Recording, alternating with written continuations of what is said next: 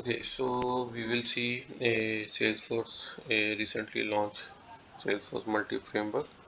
We'll see what it is, how we can configure it, what are its advantages, and how to use it. So let's start. So actually, this Salesforce Multi-Framework feature allows user to create and develop React app and directly run and deploy within our Salesforce org. Recently, we used to have the LWCs, Aura component, VF pages, but now Salesforce allowed a functionality to create and develop React apps, and we can use Salesforce multi-framework functionality to deploy those within the Salesforce. So currently this functionality is available in Salesforce Scratch or sandboxes, and it's in beta version. We'll see how we can configure it and how we can use it. So we'll see. And just like LWCs, it also has the native SDKs that we can use in order to bring Salesforce data within the React app. Just like in LWC, we used to have like Lightning data services and Lightning LWC UI component, UI library that we can use and use the native components. So it also has this Salesforce SDK. So we'll see how we can configure it and how we can like use it. So first of all, how we can enable it. So let's see that. All we need to do is log in our org. Let me log in this Scratch org. So as I mentioned, currently it is only available on a Scratch org and sandboxes. So this is my Scratch org. So in order to enable it, so first of all you need to do is search multi React development with Salesforce multi-framework. Open this link and make sure that you have turned it on this org. I have already enabled it, but in your org first time you have to enable it by clicking this button. So once this is enabled, then we can like start developing the React app and deploy it on Salesforce. So once you enabled it, and if you are on the sandbox org, you can also use Agentforce Vibe to directly create the React components. Because this is a sandbox Scratch org, it don't have the Agentforce Vibe. So we'll see how we can like use the local VS code in order to develop the React component. But for Agentforce Vibe, I'll show you how you can like create it. So if I go to this documentation, you can see in the Agentforce Vibe we'll have this direct option in order to create this direct component. So we'll see that in some other session, but today we'll see how we can develop it in the in local VS code. So let's see, let's start configuring and creating the component. So let me go to the VS code. Okay, so here I am in VS Code. We need to like in order to create that component, we need to create a new project. So using Control Shift P, I have created a new project, and one thing we need to make sure that we need to create an empty project, because for this React will automatically create its project. And once we create like this empty project, then we need to authorize our org. For this, as I mentioned, either it's available on Sandbox or Scratch. So my Scratch, or let me connect it to Scratch.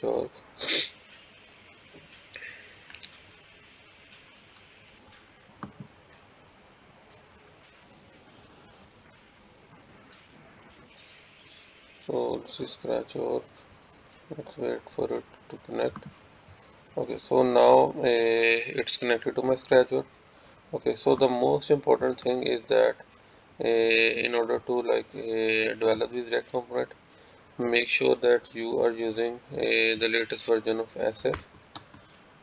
So SFDX CLI, make sure you are on 2.133 because this is only available on latest version. If you are on older version, just run the command sf update and that will update your SSCLI version. So once you are on latest version, then we can start development. Okay, so in order to further create the React component, you need to follow these commands. I'll also share its link. So once you are on latest version of this SF, we first run this command. This will install the UI bundle. So this bundle ensures that SF CLI has all the plugins which are required in order to the React development.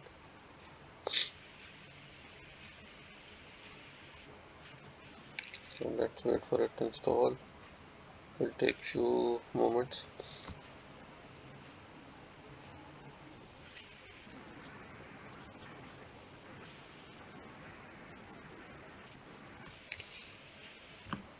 Okay, so this command will create a new project within our existing project.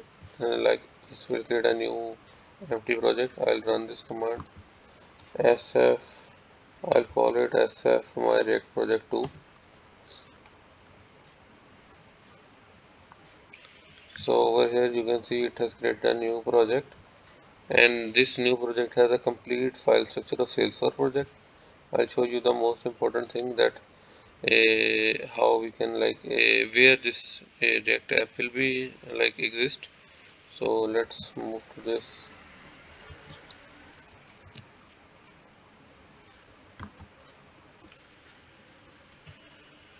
So now I am in this folder which I have created.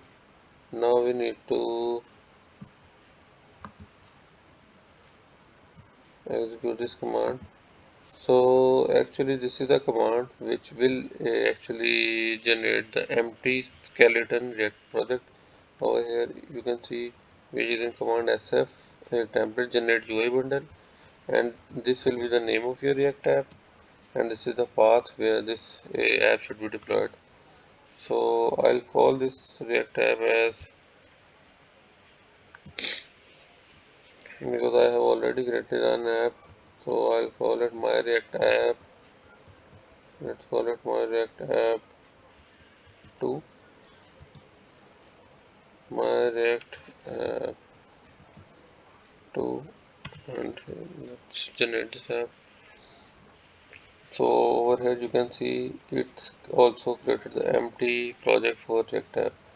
So over here in the force main default, we'll see a new folder will be created, UI bundles, and inside this UI bundle here is the complete React app, and along with the React app we'll see there's a folder just like any other Salesforce components meta folder file. We also have the meta file for this React component. So over here we have this React app. Now let's further proceed. So we have generated the React app. Let's switch to this directory, install npm packages, and then we'll run it locally. So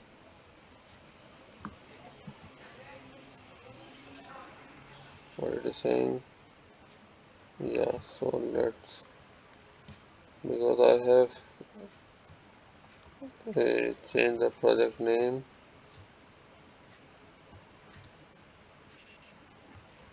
Salesforce React app 2. So now we are inside this folder. The we have switched the directory to this React app. All we need to do is npm install. So what it's saying, okay, so the terminal requires permission. So let me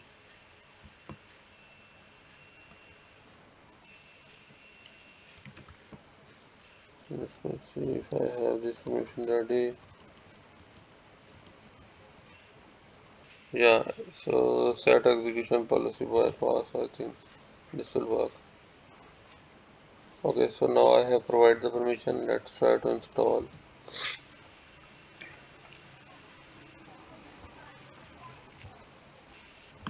Make sure your CLI has the appropriate permissions to run npm install command.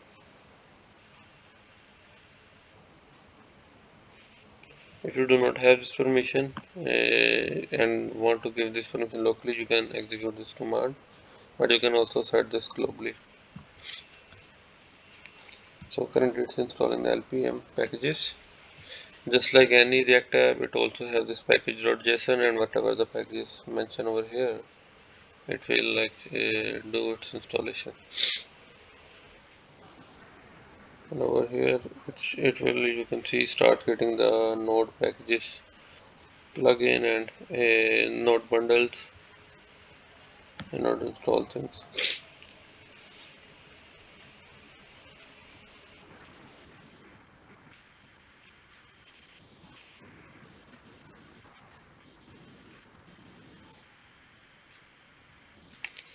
So now the installation of npm packages are completed.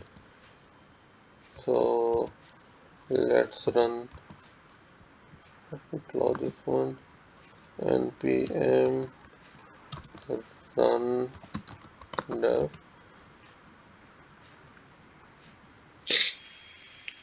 So what this should do, it should run the React app locally. We'll see.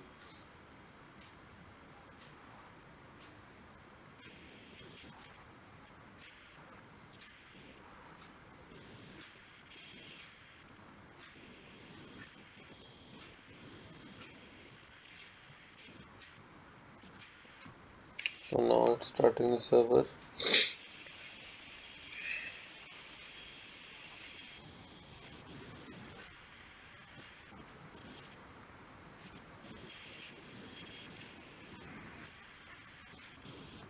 So yeah, now it has started the server on localhost 5733 port.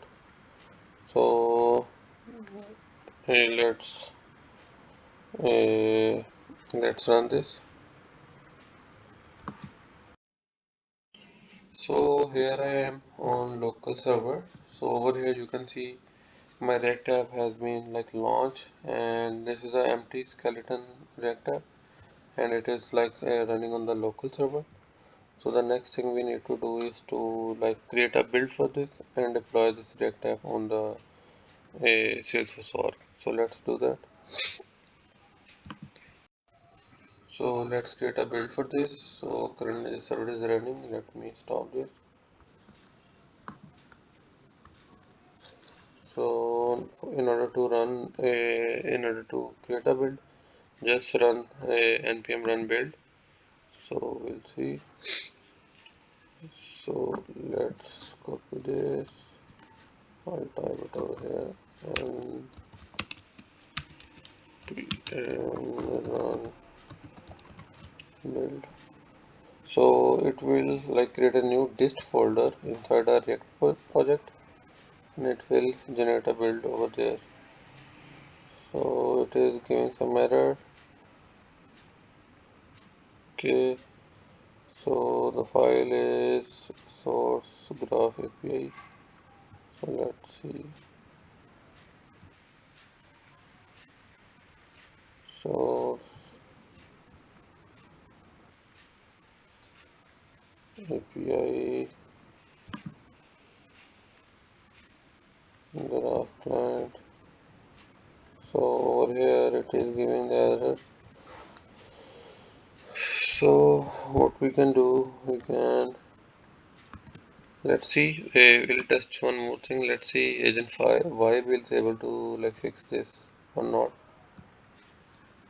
Fix this error, because the online version of agent 5 has started to support this React development as well. Let's see if this local version is able to do that.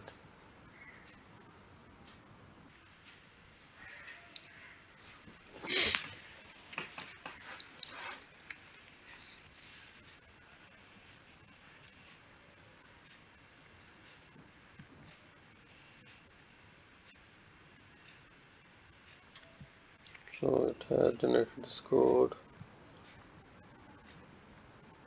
Let's see.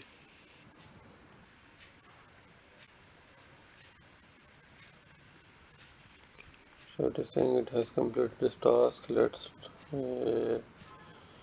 try and run the build again.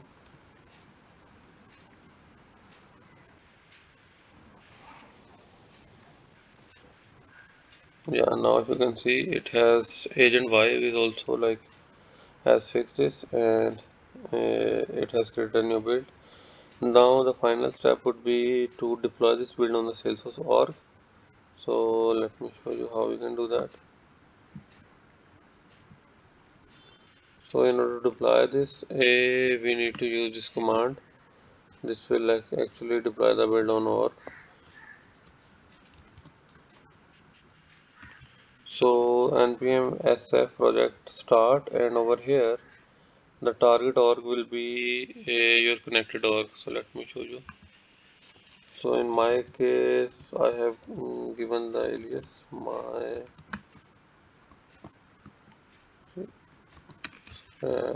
org. So you need to provide the alias of your org.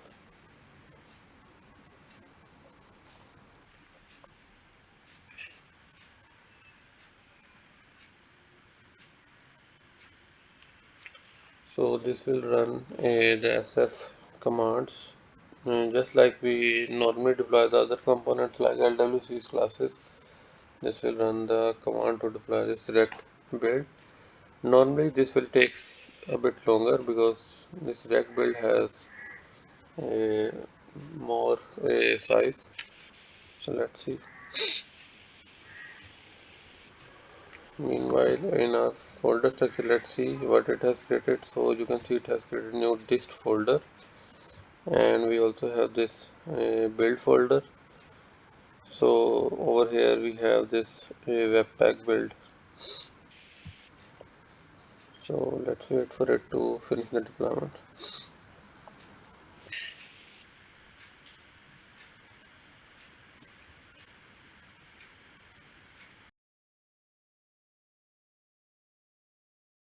So it has started the deployment process. Let's see.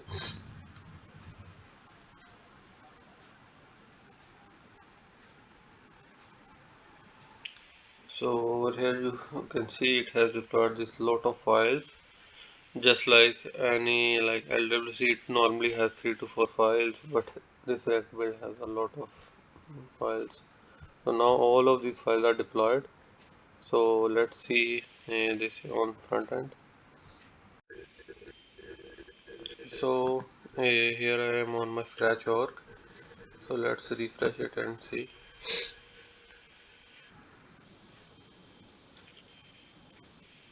So we need to go to the app launcher.